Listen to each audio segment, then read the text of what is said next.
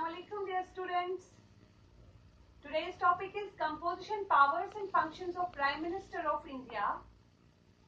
President के बारे में हमने जाना, उसके पावर्स के बारे में हमने डिस्कस किया. तो जहां तक प्राइम मिनिस्टर की बात है, you all are aware about it that it is the prime minister who is the most important and powerful functionary of the state. याद रखिएगा, prime minister is the most important and powerful functionary of the state. He can be called the ruler of the state. He is the head of the Council of Ministers and all the powers of the president are actually exercised by the prime minister. याद रखिएगा ये बात कि prime minister जो है, in India there is parliamentary system of government, and in a parliamentary system of government the actual powers, the real powers are exercised by prime minister. And on the other hand, he is the ruler of the cabinet. He is the ruler of the cabinet. He is the ruler of the Council of Ministers. And so far as the head of state, President of India is concerned, I discussed a lot about the powers of President of India, but I repeatedly told you that it is the Prime Minister. It is the Council of Ministers headed by Prime Minister who always guides to the President of India, and President of India is always bound by the consent of Prime Minister. So he is enjoying real powers, actual powers. Let us discuss one by one. First of all, so far as the appointment of Prime Minister of India is concerned, how the Prime Minister of India is appointed. This is very important thing. Generally we say that Prime Minister is appointed by the President, but while doing so, the President is not having a free hand. परसों मैंने आपको बताया था appointments में भी कि president जो है, he appoints all the top officials, whether Prime Minister, governors, Chief Justice of Supreme Court, High Court, Comptroller, Auditor General, but always bound by the advice of Council of Ministers headed by Prime Minister. But here is a question: how the Prime Minister is appointed? Constitutionally, he or she is appointed by the Prime Minister, he or she is appointed by the President, but here President is not having a free hand. सवाल यहाँ पैदा होता है, president तो उसको चुनता है, लेकिन वो किसी भी बंदे को प्राइम मिनिस्टर ऑफ इंडिया चुन नहीं सकता है. उसके लिए रूल ये होता है कि हमारे यहाँ जनरल इलेक्शंस होते हैं हर 5-5 साल के बाद. After every 5 years general elections are held in India. और उसमें क्या होता है, the party who gets majority of seats in Lok Sabha, definitely the leader of that very particular party become the prime minister of India. याद रखिएगा बच्चों, उसी political party का जो पार्टी सबसे ज्यादा सीटें हासिल करती है लोकसभा में, क्योंकि प्राइम मिनिस्टर जो है वो कहाँ पे होता है, लोकसभा में. राज्यसभा परमानेंट हाउस है और लोकसभा जो है वो टेम्पररी हाउस है 5 सालों के लिए. और उस लोकसभा का हेड जो होता है वो होता है प्राइम मिनिस्टर ऑफ इंडिया, और उसको चुना जाता है थ्रू जनरल इलेक्शन. और जनरल इलेक्शन में बहुत सारी पॉलिटिकल पार्टीज हिस्सा लेती है, और उन पॉलिटिकल पार्टीज में सबसे ज्यादा सीटें जो हासिल करती है पार्टी, उस पार्टी का जो लीडर होता है उसको प्राइम मिनिस्टर ऑफ इंडिया बनाया जाता है. जिस तरह से हमने देखा नरेंद्र मोदी की बात है, प्राइम मिनिस्टर नरेंद्र मोदी जो है वो इस पॉलिटिकल पार्टी के, भारतीय जनता पार्टी के लीडर रहे हैं. चाहे हम यहाँ पे 2014 जनरल इलेक्शन की बात करें, 16 जनरल इलेक्शन की बात करें, ये 2000 यहाँ पे 19 में जो चुनाव हुए, 17 जनरल इलेक्शन उनकी बात करें, उसमें भी Bharatiya Janata party they got majority of seats in Lok Sabha, and obviously the leader of that very particular party, Mr. Narendra Modi, he is appointed as the Prime Minister of India. तो अब ये याद रखिएगा बच्चों, तो जिस भी पॉलिटिकल पार्टी की सबसे ज्यादा सीटें हासिल होती है, उसका पार्टी लीडर जो होता है उसको प्राइम मिनिस्टर ऑफ इंडिया चुना जाता है. This is the important point. अब मसला ये है कि if no political party gets an absolute majority in the Lok Sabha, याद रखिएगा, अब अगर किसी पॉलिटिकल पार्टी ने वो सीटें हासिल नहीं की, वो स्कोर हासिल नहीं किया जो प्राइम मिनिस्टर के लिए जरूरी है, बनने के लिए जरूरी है, उस वक्त क्या किया जाएगा. तो इस तरह से याद रखिएगा यहाँ पे, if no political party gets an absolute majority in the Lok Sabha, even then the president is not free to appoint anybody as the prime minister. Under such circumstances, only that person will be invited to form the government who can seek the cooperation of the majority of the members in Lok Sabha. याद रखिएगा. अब अगर किसी भी political party ने, जैसे हमारे यहाँ 543 सीट्स है, उसका जो हाफ बनता है 273 नियर अबाउट हमें होनी चाहिए, तब जाके वो पॉलिटिकल पार्टी बना सकते हैं।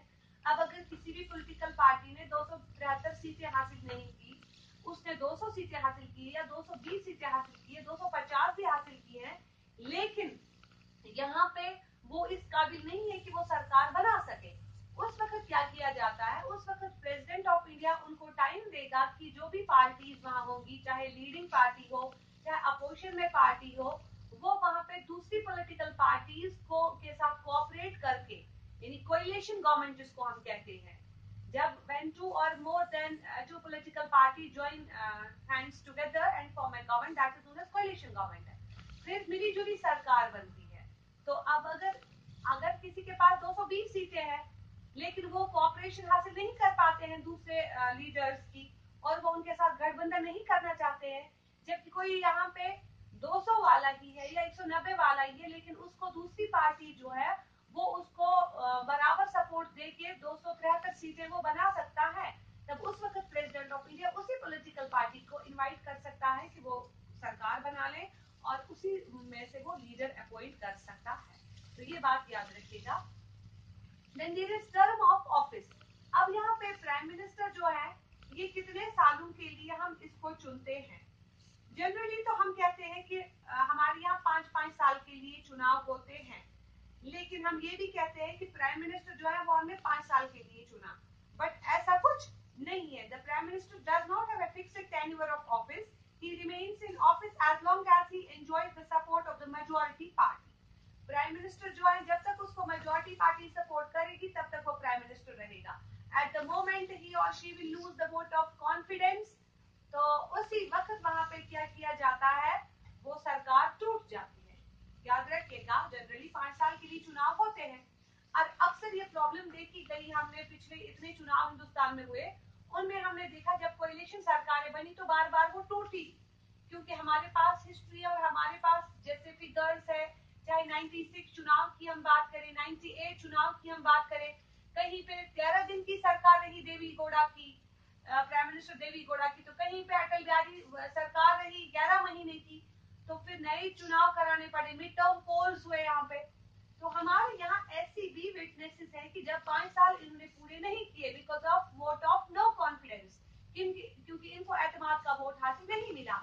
अब यहाँ ये है कि generally we elect prime minister for 5 years, but it is not necessary he will complete his tenure, क्योंकि वो तभी टेन्योर कंप्लीट कर पाएगा जब तक उसको मेजॉरिटी सपोर्ट करेगी। At the moment he will lose confidence, so definitely he has to resign, और जब उसको रिजाइन करना पड़ेगा तो सारी की सारी सरकार टूट जाती है, फिर नए चुनाव कराने पड़ते हैं। ये बात याद रखिएगा बच्चों, this is very important about the tenure of prime minister of India. So let's move ahead. Then there is powers and functions of prime minister. अब हमारे यहाँ हिंदुस्तान के इतने बड़े portfolio, prime minister actual head जिसको कहते हैं, रियल हेड जिसको कहते हैं, उसके क्या क्या पावर्स हैं, क्या क्या फंक्शंस हैं। जहां तक हमने कल प्रेसिडेंट के पावर्स की बात कही कि एंजॉयिंग दिस एंड दैट, लेकिन बार बार हमने कहा he is bound by the advice of council of ministers headed by prime minister, because he is the person who is enjoying real powers. And इसमें क्या क्या खास पावर्स है, number 1 is prime minister and the cabinet. याद रखिएगा, prime minister and the cabinet, क्योंकि जब लोकसभा, हमारे यहाँ पे जो लोकसभा है जिसका लीडर जो होता है वो प्राइम मिनिस्टर है, और यहाँ एक काउंसिल ऑफ मिनिस्टर्स होते हैं। क्या होते हैं? काउंसिल ऑफ मिनिस्टर्स होते हैं, वो नियर अबाउट 80 मेंबर्स होते हैं, और उन्हीं काउंसिल ऑफ मिनिस्टर्स का कोर जो होता है दैट इज कैबिनेट, और वो भी 20 तक मेंबर्स उसमें होते हैं कैबिनेट में, वो खास नुमाइंदे होते हैं, खास रिप्रेजेंटेटिव्स होते हैं प्राइम मिनिस्टर के। तो इस तरह से प्राइम मिनिस्टर का क्या ताल्लुक है कैबिनेट के साथ? सबसे पहले formation of the council of ministers, क्योंकि वेरी इंपॉर्टेंट थिंग इज, मैंने अभी बात की कि कैबिनेट की, क्योंकि प्राइम मिनिस्टर ही वो शख्स है, he is the maker of the cabinet, वो कैबिनेट बनाता है, और जो कैबिनेट होती है, the cabinet has no existence without prime minister, क्योंकि जब तक न प्राइम मिनिस्टर है तब तक कोई कैबिनेट होती नहीं है, क्योंकि ही कैन मेक और अनमेक कैबिनेट, वही बनाता भी है और वही उसको बिगाड़ता भी है। Cabinet performs all it's functions under the control and guidance of the prime minister. Cabinet जो भी कुछ करती करती है, हमारी कैबिनेट जो भी कुछ करती है वो किसकी गाइडेंस में करती है? प्राइम मिनिस्टर की गाइडेंस में वो सारा काम करती है, क्योंकि वही जो शख्स है प्राइम मिनिस्टर, वही कैबिनेट को बनाता भी है। Formation of council of ministers, formation of council of ministers में सबसे पहले जब प्राइम मिनिस्टर जो होता है, eight the moment he is taking his seat, जब वो अपनी सीट हासिल करता है, his first duty after assuming the office is the formation of the council of ministers, जो कि सबसे पहले जब वो हाउस में आता है चुनाव जीत के प्राइम मिनिस्टर बन के, तो सबसे पहले वो काउंसिल ऑफ मिनिस्टर्स बनाता है। तो उसके यहाँ पे काउंसिल ऑफ मिनिस्टर्स जब वो बनाता है, he prepares a list of ministers according to his sweet will। अब यहाँ पे क्या है, वो अपनी मर्जी से काउंसिल ऑफ मिनिस्टर्स बनाता है, यहाँ इसको कोई डिक्टेट नहीं कर सकता है, और यहाँ ये किसी की कंसेंट से, मतलब वहाँ मशवरा मानने के लिए मजबूर नहीं है।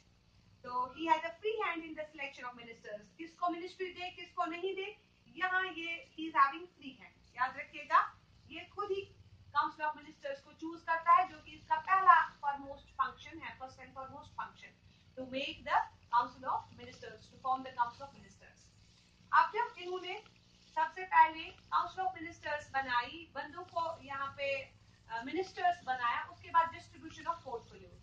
डिस्ट्रीब्यूशन ऑफ पोर्टफोलियोज में क्या होता है, prime minister distributes work, he distributes work among the ministers, he decides what department is to be allotted to particular minister, किस मिनिस्टर को कौन सा डिपार्टमेंट देना है, किस मिनिस्टर को कौन सा डिपार्टमेंट सूट करेगा, this is decided by the prime minister of India. पहले तो काउंसिल ऑफ मिनिस्टर्स बनाता है, उसके बाद इन्हीं को जब मिनिस्ट्री दे दी, उसके बाद डिपार्टमेंट्स डिस्ट्रीब्यूट करता है। And then there is removal of the minister. Removal of the minister में क्या है, मिनिस्टर तब तक ही मिनिस्टर रहेगा जब तक प्राइम मिनिस्टर की मर्जी हो। The minister remains in office during the pleasure of the prime minister. If the prime minister is not satisfied with the working of a minister, याद रखिएगा, he can ask him to quit the office and can appoint someone else in his place. अगर prime minister को लगेगा कि ये minister जो मैंने appoint किया था ये सही नहीं है, डिपार्टमेंट के लिए सूट नहीं है, और मैं इसके काम से मुतमईन नहीं हूँ, तो वो उसी वक्त उसको क्विट करने के लिए बोल सकता है, वापस बुलाने के लिए वापस हो जा सकता है, और सिंपली वो वहां पे as a member of legislative जो वहां पे असेंबली था वो वहां पे वो वर्क करेगा उतना ही, लेकिन मिनिस्टर नहीं रहेगा, उसके बदले वो किसी दूसरे को अपॉइंट कर सकता है as a minister for that very particular job. Then there is leadership of the cabinet. Leadership of the cabinet, मैंने पहले ही आपसे कहा, I already told you that prime minister is the leader of the cabinet. The cabinet functions under the control of the prime minister, he can call the meetings of cabinet whenever he likes. जब भी उसको लगे, जरूरत महसूस पड़े, जब भी उसको लगे कि मुझे मीटिंग बुला लेनी चाहिए, वो उस वक्त उनको कॉल कर सकता है, क्योंकि वो वहां का लीडर होता है, बड़ा होता है कैबिनेट का, कभी भी उनको बुला सकता है, कभी भी उनको डिपार्टमेंट के बारे में पूछ सकता है। He prepares the agenda of the meeting as well as controls it. ये खुद ही बनाता है कि कब मीटिंग रखनी है, क्या पूछना है। He presides over the cabinet meetings, और ये खुद ही कैबिनेट मीटिंग्स को प्रिजाइड करता है, क्योंकि all the decisions in cabinet meetings are taken according to the wishes of the council of ministers। और तमाम वहाँ पे जो डिसीजंस लिए जाते हैं, जो कैबिनेट मिनिस्टर्स होते हैं, वो भी अपनी विशेष देते हैं, अपनी राय दे देते हैं, उसी के अकॉर्डिंगली फिर पॉलिसीज प्रोग्राम्स तैयार किए जाते हैं, लेकिन बागडोर संभालने वाला होता है prime. Then there is prime minister as a coordinator. Prime minister directs the implementation of policies and coordinates the working of various departments. Inter-department disputes are referred to him for settlement. क्योंकि ये क्या करता है, prime minister जो होता है वो coordinator होता है, वो डायरेक्ट करता है सारी पॉलिसीज वगैरह जो भी इन्होंने बनाई होती है, वो उनको इम्प्लीमेंट करता है तमाम डिपार्टमेंट्स के लिए। क्योंकि जब भी कैबिनेट डिसीजंस बनाती है डिपार्टमेंट्स के लिए, फिर प्राइम मिनिस्टर जो है वो इन डिसीजंस को, इन पॉलिसीज को इम्प्लीमेंट करता है डिपार्टमेंट्स पे। उसके अलावा अगर कभी कभार कोई डिस्प्यूट पैदा हो, इंटर डिपार्टमेंटल डिस्प्यूट हो, डिपार्टमेंट के अंदर कोई प्रॉब्लम हो, कोई डिस्प्यूट हो, तो वो डिस्प्यूट भी सॉल्व करता है प्राइम मिनिस्टर। सो हम ये कह सकते हैं कि प्राइम मिनिस्टर जो है, he is the person who is the leader of the house, who is the leader of the cabinet, all the decisions are taken by him. He is the person who formed the council of ministers